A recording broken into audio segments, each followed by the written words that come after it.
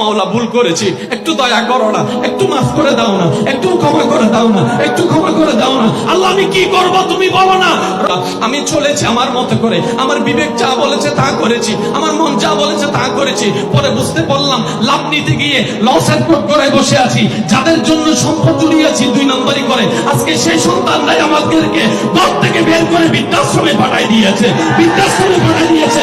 ও মাওলা বুঝতে পেরেছি তোমার নিয়ম ছাড়া কোনো উপায় নেই। ও মাওলা ভুল করেছি, একটু দয়া করো না, একটু মাফ করে দাও না, একটু ক্ষমা করে দাও না, একটু ক্ষমা করে দাও না। আল্লাহ আমি কি করব তুমি বলো না।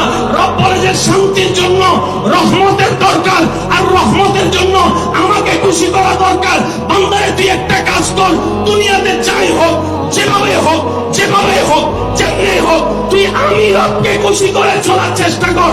তোর খুশির ব্যবস্থা আমি রবেই তোকে করে দিব। বলেন সুবহানাল্লাহ।